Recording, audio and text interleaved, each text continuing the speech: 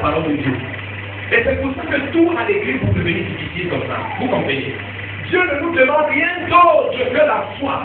La foi est la seule devise bien-aimée qui nous permet d'acquérir les manifestations surnaturelles de Dieu. C'est seulement la foi. Dieu ne nous demande pas de payer, de monnaie avec nos prières et avec nos jeux. Dieu nous demande seulement la foi. Est-ce que vous connaissez, vous êtes venu ici, vous savez peut-être pas ça. Je suis dans l'église depuis longtemps. Dans beaucoup d'églises, beaucoup de personnes reçoivent des prières. On est obligé d'organiser des retraites de prière, des jeûnes et des retraites, n'est-ce pas? Pour que les gens retraitent. Et parfois ils finissent ça et personne n'a rien reçu. Amen. Vous savez, l'église, et quand je suis en train de préparer ce message, je ne sais même pas comment je vais le terminer aujourd'hui, mais quand je suis en train de le préparer, et le Seigneur m'enseignait là-dessus, que son église a passé le temps à vouloir mériter les choses qu'il lui donne gratuitement. Est-ce que vous comprenez? Les gens veulent avoir du mérite.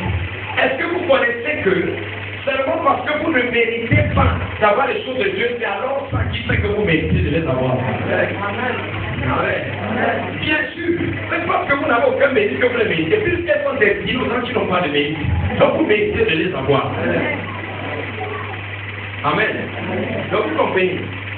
Donc, notre travail, c'est quoi? C'est de continuer à vous bâtir dans le domaine de la foi.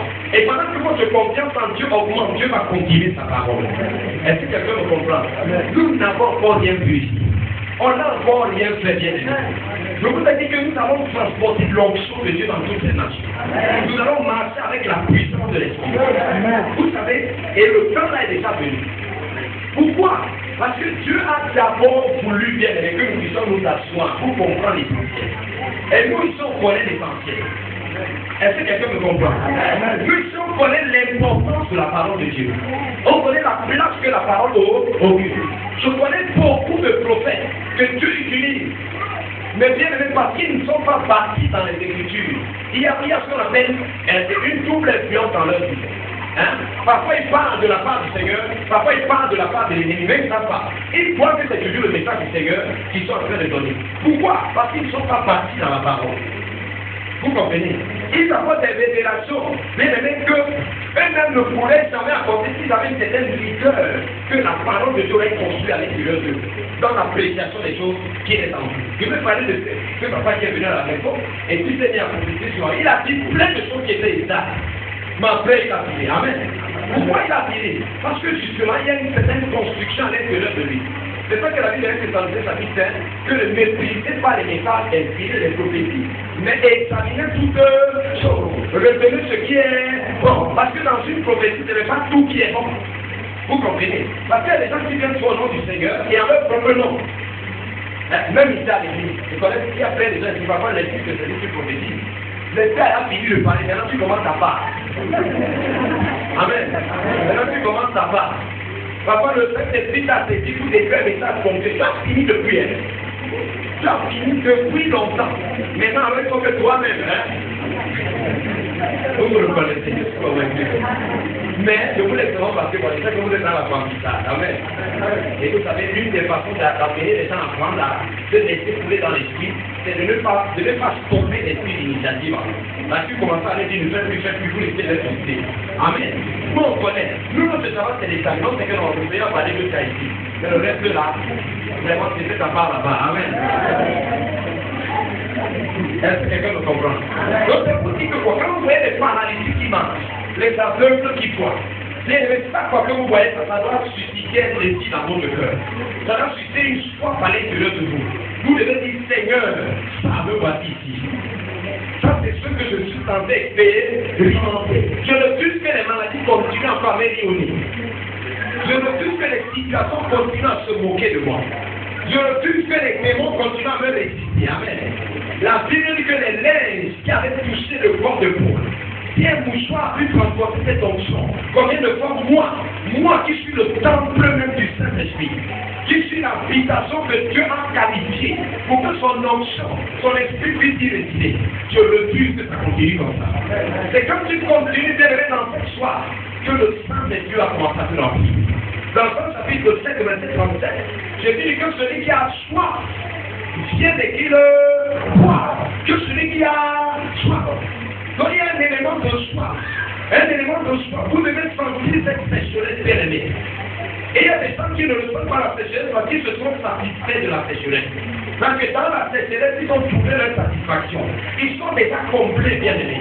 Je refuse d'être complet par un christianisme qui est différent du christianisme de la Bible. Je refuse d'être satisfait par un christianisme qui n'a pas d'impact, qui ne provoque pas du changement.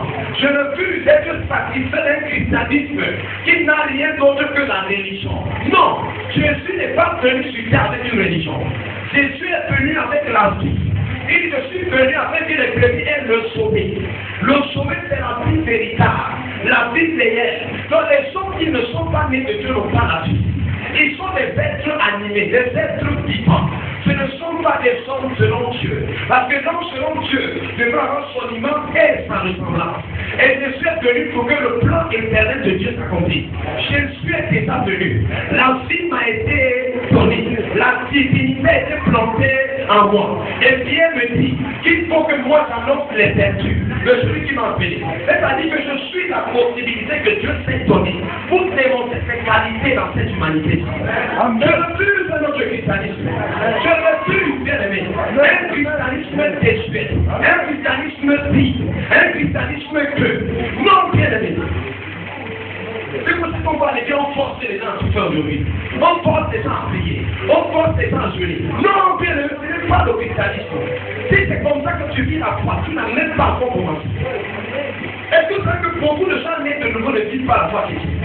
Non, ils ne sont pas éduqués. Ils ont un piano, mais n'ont jamais fait les coups de piano. Ils n'ont pas l'art, vous comprenez, pour vivre cette vie-là. C'est ça que ça semble penser.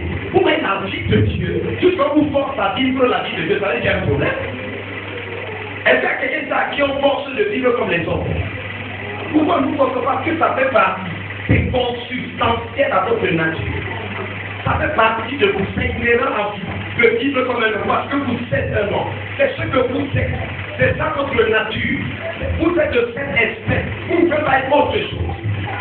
Pourquoi vous êtes de l'espèce divine et vous ne provoquez pas les choses que la divinité fait? Ça veut dire qu'il y a un problème. Amen. Il y a quelqu'un qui se refuse d'un autre christianisme. Je refuse. Je ne parle pas de ça. Le christianisme que les gens disent en regardant le je ne veux pas ça. Comme s'ils veulent faire le pointage. Ce sont des expressions dans la Bible en fait qui sont des sortes de figures de style. Des métaphores. Amen. Il a versé l'homme des mêmes Élie. Élisée, vous allez voir que Élie avait un autre serviteur. Il a dit reste ici. Élie, le serviteur n'a pas suivi Élie. Amen. Il est resté là-bas. Mais quand Élie a dit que reste ici, il est resté comment? Là où tu es, je suis. Amen. Ton pied, mon pied. Il a suivi. Vous comprenez? Je ne peux pas parler de cette onction ici ce soir parce que la plupart d'entre vous, ils n'est pas conseillé par ça. Amen. Mais vous devez comprendre, il y a cette onction-là. C'est pour ça que vous pouvez voir, vous pouvez apprendre que vous voyez spécialement chez les anglophones, vous voyez un homme de Dieu et vous voyez que vous pouvez les reconnaître. Ils opèrent sous la même onction. Il y a les mêmes résultats. Parce que s'il y a l'onction qui est sur ma vie dans ta vie, les résultats qui sont dans ma vie seront dans ta vie. Amen. C'est les faits que les gens me suivaient notre vie lorsqu'ils faisaient leur 30 années dans un série. Et ils disaient que nous cannot opérer under the spirit that is in the man of God except to catch his own spirit. Donc vous ne pouvez pas opérer sous l'onction qui est dans la vie d'un homme de Dieu à moins que vous n'attrapiez. C'est pour ça que Géasi a pu le matin, il est venu par là, il est donné. Ça n'a pas marché. Amen. Ça n'a pas marché. Alors que Élisée a fait la même chose. Lorsqu'il fallait que la race sorte, ça a marché. Lorsqu'il fallait multiplier les peuples, lorsqu'il y avait la mort dans le fond, il a fait ça, ça a donné. Mais avec Géasi, ça n'a pas donné. Il ne pouvait pas transporter ses fonctions. Donc vous voyez, donc même à l'église, notre méchanceté que nous contrôlons. Amen. Donc vous êtes à l'église, vous avez les méchancetés qui s'appuient là. Vous m'en parlez de vos pasteurs, vous les détestez, vous êtes devant et vous liez, vous faites la publicité de conquête. Bien aimé. On est fini dans la Bible.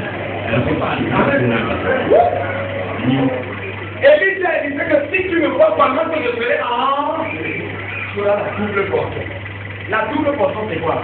La double portion. On appelle ça l'onction du premier niveau. Hein? Donc dans la culture juive, il était recommandé que le père, avant de mourir, divise son héritage selon le nombre d'enfants qu'il a plus qu'une part. Donc si le père a 4 enfants, il divise son héritage en 5 parts égales. Il donne une part à tout le monde, Puis la dernière part supplémentaire, il ajoute ça à eux. Celui sur qui on ajoute ça, c'est le remplaçant du Père. C'est lui qui a l'onction du premier. C'est ce qu'on appelle la double portion. En tout cas, Élisée disait la double portion. Élisée, quand il dit, je veux te remplacer. Donc je veux te rendre et regarder la vie d'Élisée. Il a fait le double des miracles d'Élisée. C'est pour ça que je disais que celui qui croit montrera les œuvres que si vous n'avez pas attrapé la façon dans laquelle Jésus fonctionne, vous pouvez pas vous comprendre le résultat de Jésus. N'est-ce pas? Et il a fait le double des miracles d'Élisée. Le double. Il a eu la double portion. Quand les fils des prophètes sont vus, ils ont dit certainement l'esprit de l'île repose sur Élisée. Amen. Ils se sont tous mis à genoux. Quand il est arrivé devant le souverain, il a fait ce que son père faisait. Amen. Il a pris son vêtement, il a aussi dessiné comme Élie. Il a dit, où est l'Éternel, le Dieu d'Élie? Amen. Vous avez voulu que cette exploration n'est pas le Dieu d'Élie. Vous ne savez pas comment oublier le Dieu de son pasteur. Amen. Je peux dire que où est l'Éternel, le Dieu de mon père? Vous ne savez pas ça. Il y a une émission de Dieu comme ça qui me travaille à la présidence. On m'a raconté, c'est le docteur qui m'a raconté ce que moi en fait. Il était dans la jonction de l'État. La jonction était sur le point de faire l'argent. C'est l'un des fils du prophète Ali. Il me dit qu'il a pris, il avait un tel truc à mettre, il a balancé. Où est le Dieu de mon père? Il revendiquait que la même onction qui opère dans la vie de mon père, dans mon pasteur, je veux voir ça ici. Où est l'Éternel, le Dieu, le Dieu de mon père? Il faut que tu fasses quand la que tu fasses le Dieu de ton père, là, c'est qui? Vous ici, là, vous laissez devant mon papa que vous ne pouvez pas bien parler de mon pasteur. Amen. Super.